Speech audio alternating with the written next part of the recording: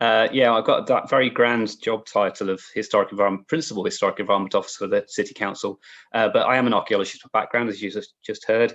And although I've only ever dug once in Castle Park, I believe, because that's one of the things about the castle. So many questions about Bristol Castle, and a lot of that is because we just haven't done as much archaeology as we have done on other sites around the city. So this afternoon, I'm really going to talk about some of the work that's been done. Some of it's quite recent, but also about some of our recent understandings about what the castle might have looked like. Yeah, when it was first built, or maybe it's second phase, should we say. So I'm going to share my screen, and what I've done is put together what we call a story map, which is a way in which we can present this information so I can actually talk you through where these certain places are that I'll be talking to. So hopefully you won't get lost through my talk. On the screen, I think this is the same image that's used in the advert for the actual talk itself. This image is one of the many reconstruction drawings that have been done where people have imagined what the castle might have looked like when it was at its peak, this grand stone castle with a stone keep in the center. And certainly some of our recent discoveries, research has suggested that although some elements of this reconstruction are going to be pretty accurate, other areas are probably more questionable, and hopefully I'll cover that as I'm talking here. So one of the reasons why the castle is such a mystery is because it is a part of the city that's had the most amount of change. It was a castle that, even when Millard did his drawing in 1673, the first accurate, in inverted commas, survey of the city in the 1670s, by that date, the castle was pretty much gone.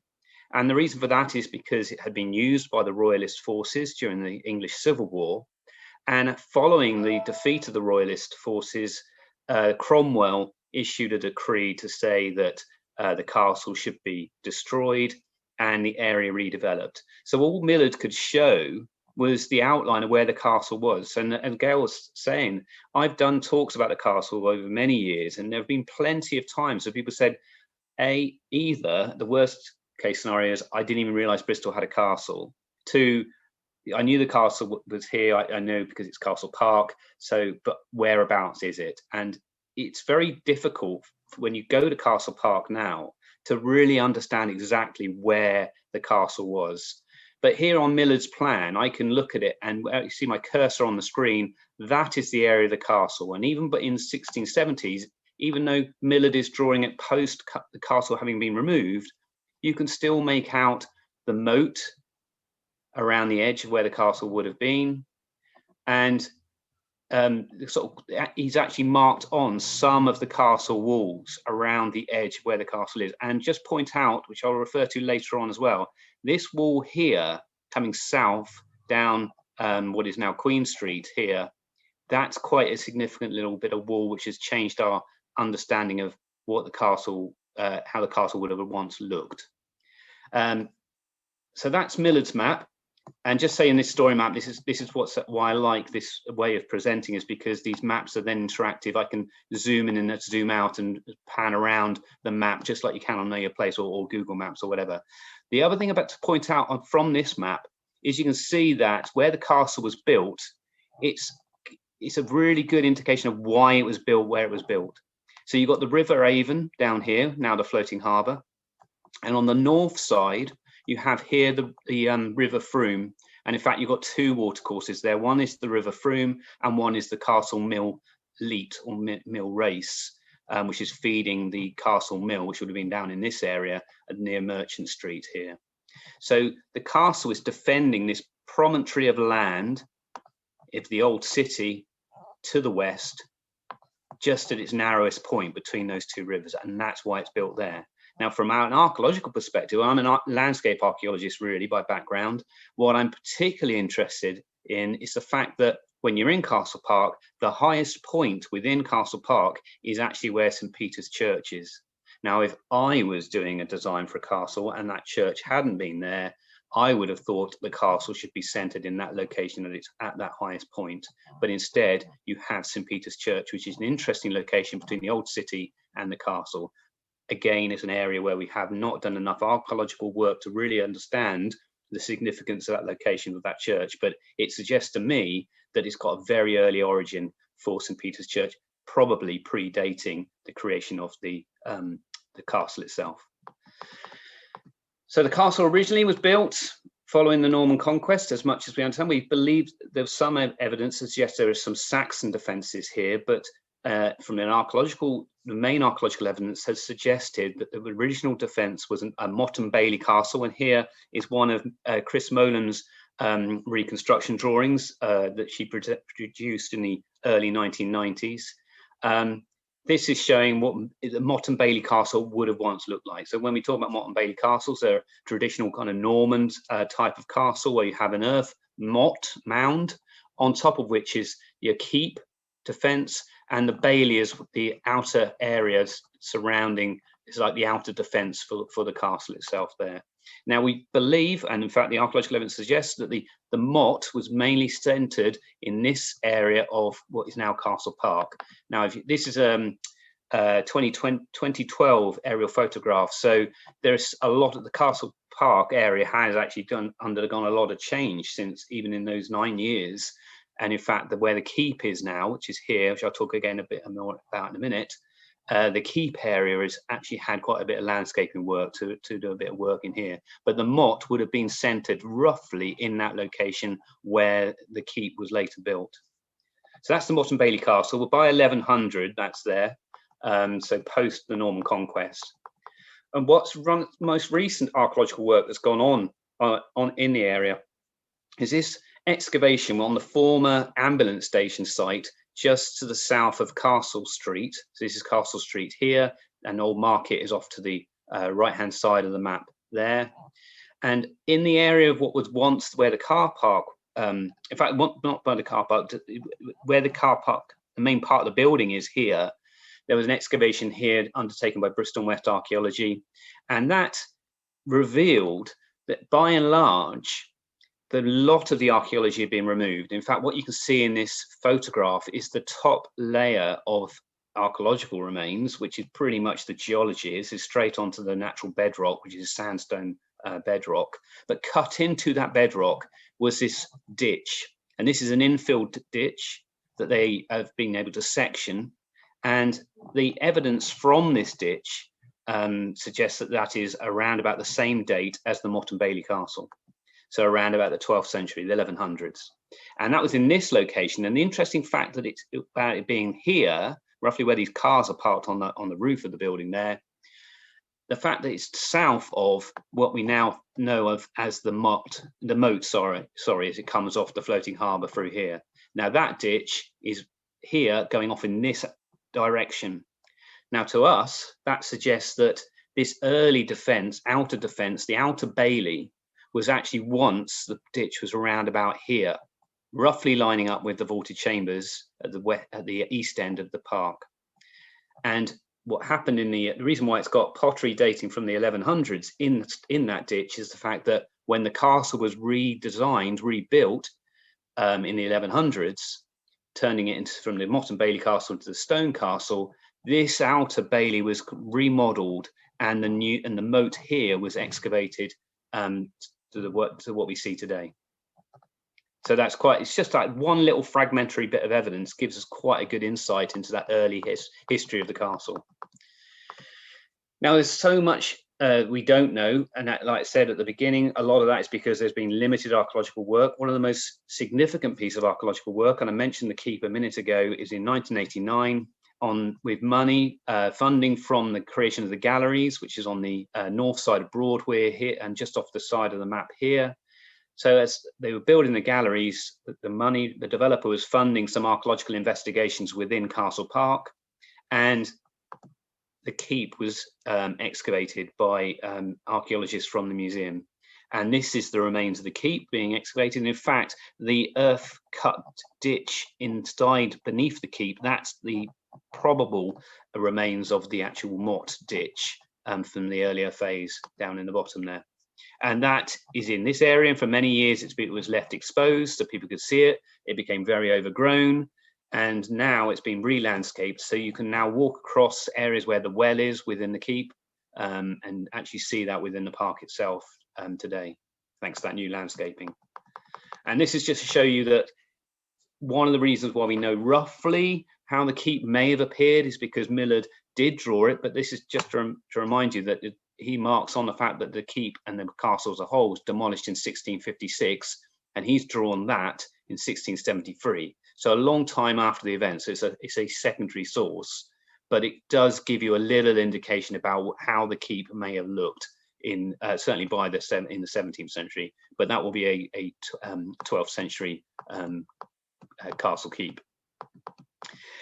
And just to show you the sorts of quality, shall we put in inverted commas, of the archaeological work that was being done over the years.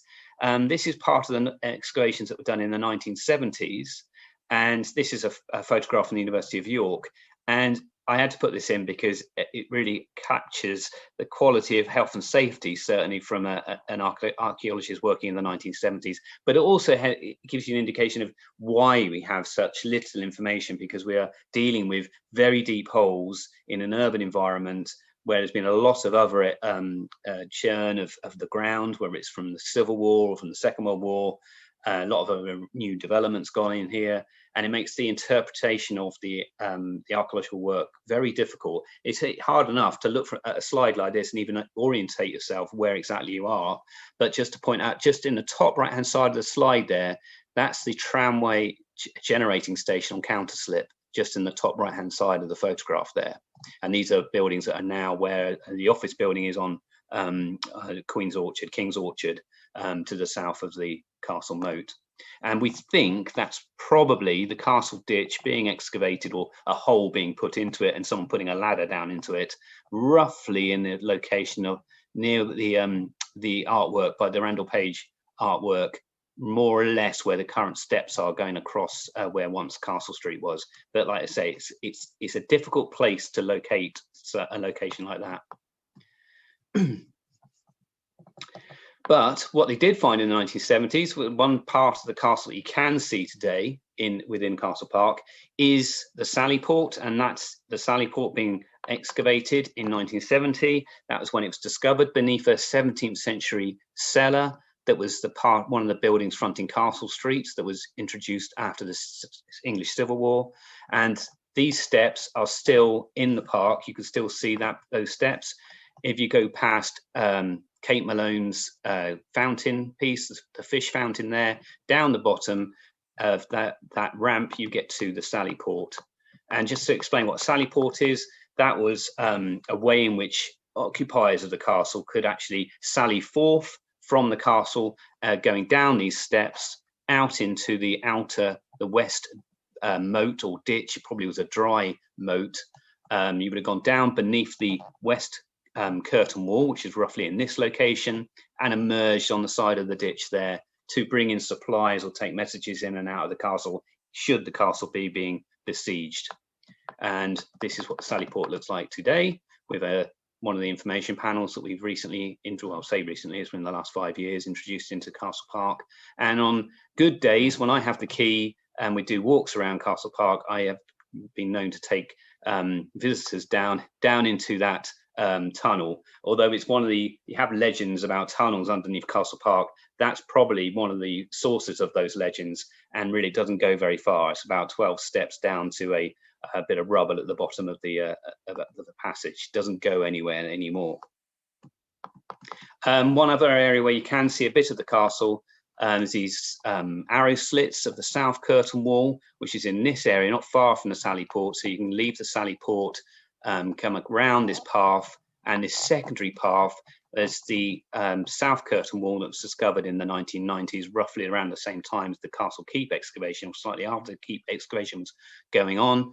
And this was an area that was left exposed so people could get an understanding of how where the castle south curtain wall actually would have been. These would have been the outer defences of the outer bailey of the castle, and they've been retained because they were then reused as cellar walls for the buildings that would have once fronted onto Castle Street, which would have been up here towards the top of the map there. I mentioned about how much change has happened here. Of course, the Second World War, lots of people don't realise the Second World War caused a massive destruction. This was the area of the city that got probably the biggest impact from the Blitz in 1940 to 41. And this photograph shows you what was Boots on Tower Lane, just off Castle Street in the 1940s, probably shortly after the, well, I'll say mid 1940s, before any reconstruction happened here. And that is now what we know as the Vaulted Chambers, which is shortly to be opened as a cafe again, which is terrific news. And that is, or would have been, the entrance porch to the Great Hall for the castle. And that's what it looks like today. But it's the last standing remains of the castle, barring the South Curtain Wall. But it's the one part of the castle where you can actually go into a bit of the castle, and yet it's only a small fragment of what would have been a much larger element with this huge hall behind. But you would have entered that hall via that, was a relatively small porch, if you like. And inside there, and one of the things we used to like opening up Vaulted Chambers, and now once it's open as a cafe, you'll be able to go and see these vaults, medieval vaults that were within that structure that have been restored. A lot of the stonework is not original because of the bomb damage, and there's been a lot of restoration work in the 1970s and 80s. And when we say vault, when people hear about the vaulted chambers, they always think that's going to be underground, but actually these are standing medieval vaults, standing above ground, so not underground vaults, unlike the High Street vaults, which hopefully are going to be restored as part of the new development, High Street, Wine Street. Just to say that in addition to those bits of castle that are surviving today, there was still, even before the war, there were elements of the castle surviving in that fabric of the Victorian period. And so here is Holmes Court, which was just behind where the Vaulted Chamber is to now. Vaulted Chambers is now. And this is Holmes Court, and that is a stair turret for part of the castle within this post-medieval. This is a 17th century building here fronting Castle Street, and yet they've retained some elements of the castle within those 17th century buildings that are then later reused in the later photographs, roughly in the 1920s. Just finish off, I mentioned about our new understanding about the castle, and just here is the drawing that we've got on, and I'll just flash it up in a minute when we go to a full screen again. I stopped sharing my screen. We've recently released the map of Bristol in 1480 in partnership with the Historic Towns Trust. And this is a kind of reconstruction of what the castle may have looked like based on the research that's been done primarily by people like Roger Leach, but also Mike Ponsford, but also my colleague David Martin, who produced this 3D reconstruction, which informed that map that we've just published. And David's research, along with all those other bits of material, including William Worcester's writings about his itinerary of what he saw in 1480 and what he describes as the castle at that time in the 15th century.